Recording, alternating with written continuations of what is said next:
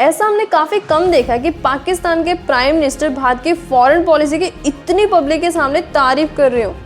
ये foreign minister को उन्होंने कहा कि रूस से तेल ना खरीदो। उसने आगे से कहा तुम कौन होते हो मैं कहने वाले, यूरोप खरीद रहा है तेल उनसे, हमारे लोगों की जरूरत है हम खरीदेंगे। ये होता है आजाद मुल्क। यही डिप्लोमेटिक और बोल्ड स्टेटमेंट की वजह से ना डॉक्टर एस जयशंकर जी भारत के सोशल मीडिया स्टार बन चुके हैं। लेकिन सोचने वाली बात है ना कि ऐसा क्या कारण है कि नरेंद्र मोदी जी ने डॉक्टर एस जयशंकर जी को बिना पॉलिटिशियन होते हुए भी भारत का एक्सटर्नल अफेयर मिनिस्ट्री अपॉइंट कर लिया, और ऐसे कौन से डेवलपमेंट डॉक्टर एस जयशंकर जी भारत में लेकर आए हैं। चलो जानते हैं सभी सवालों के जवाब इस वीडियो में। अब उसी सवाल से शुरू करते हैं कि नरेंद्र मोदी जी ने डॉक्टर जयशंकर जी को उनके रिटायरमेंट से 3 दिन पहले तो भारत का फॉरेन सेक्रेटरी फिर एक्सटर्नल अफेयर मिनिस्टर बना दिए। इवन वो पॉलिटिशियन भी नहीं थे।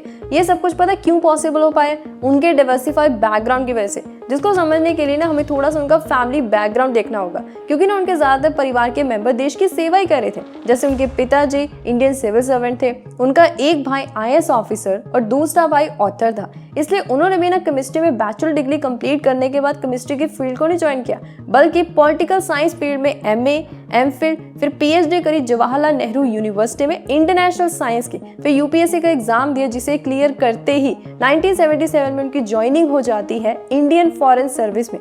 जिन्हें नहीं पता, ये डिपार्टमेंट आता है मिनिस्ट्री ऑफ एक्सटर्नल अफेयर्स के अंडर, जो डिप्लोमेटिक और सेंट्रल सिविल सर्विसेज को देखते हैं। अब 1979 से 2013 तक उन्होंने जापान, अमेरिका, सिंगापुर और श्रीलंका में पॉलिटिकल एडवाइजर, एम्बेसडर और सेक्रेटरी के पद पर ना भारत के डेवलपमेंट के लिए काफी स्ट्रॉन्ग कदम उठाए।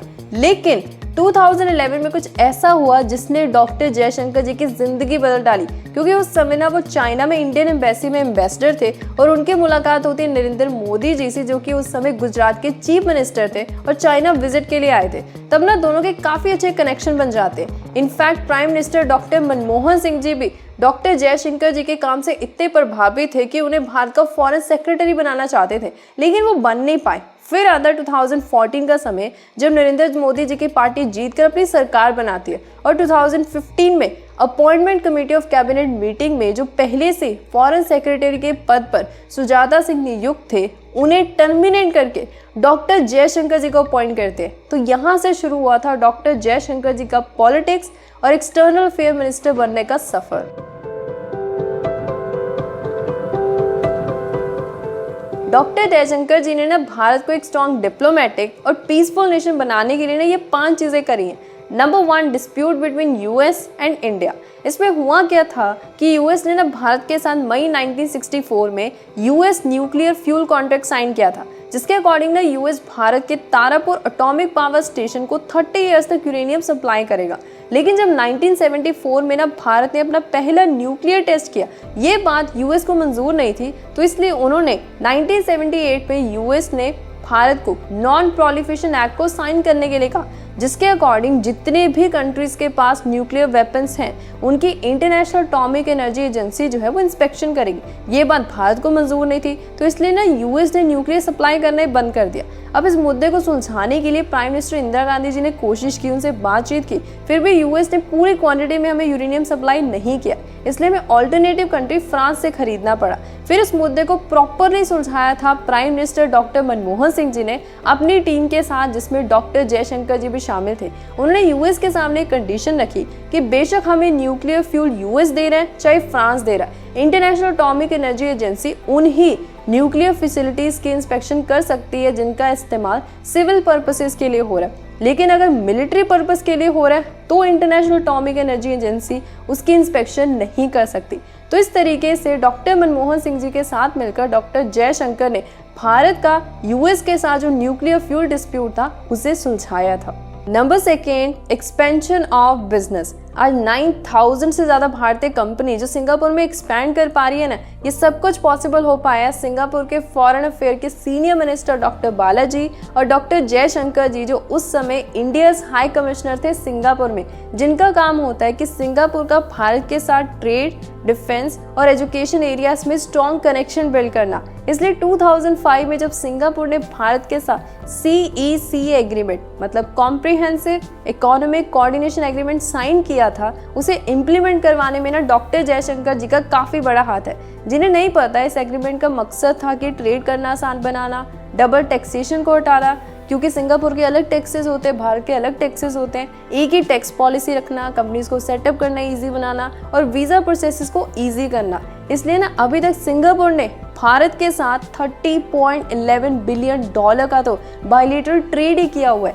वहाँ सिर्फ इतनी सी नहीं है, बल्कि सिंगापुर आर्मी हर साल अपनी आर्मी फोर्सेस को कलाईकुंदा एयरबेस, बबिना और देवलाली आर्मी बेसिस में ट्रेनिंग करने के लिए भेजती है। Number 3, resolved border dispute. आपको याद है 2013 में जब चाइना लद्दाख में line of actual control border के लिए भारत की टेरिटरी में जब अपने कैंप सेटअप कर रहा था, तो इससे ना बॉर्डर पर लड़ाई होनी शुरू हो गई।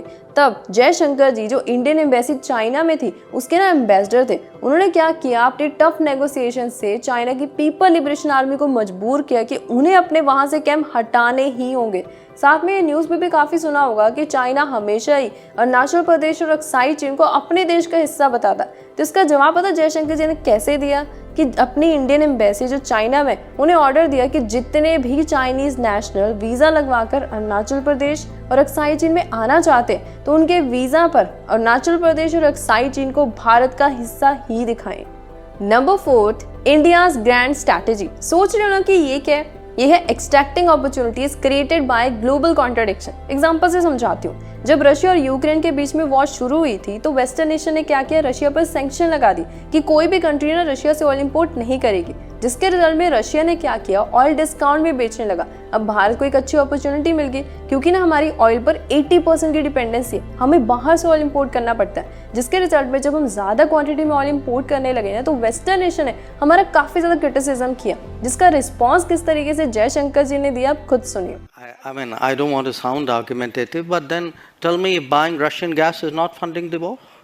I mean, why is it's only Indian money and oil coming to India which funds, but it's not gas coming to Europe which funds? अब जब China belt and road initiative के अंदर काफ़ी ज़्यादा इंफ्रास्ट्रक्चर बिल्ड करने लगा, तो भारत ने भी ना इंटरनेशनल कंट्रीज़ के साथ जुड़ने के लिए खुद का एक प्रोजेक्ट अनाउंस किया है, India middle east Europe economic corridor. Number 5, aggressive foreign policy. इसमें जयशंकर जी सबसे बड़ा चेंज लेकर आएंगे, जो भारत काफ़ी लंबे समय से नॉन अलाइनमेंट पॉलिसी को फॉलो कर रहा था, अब नहीं करेगा, बल्कि करेगा स्ट्रैटेजिक ऑटोनॉमी को। देखो, जिनको नहीं पता, नॉन अलाइनमेंट पॉलिसी में क्या था कि भारत न्यूट्रल रहेगा और इंटरनेशनल सुपर पावर जो कंट्रीज़ हैं उनके साथ अलायंस नहीं बनाएगा।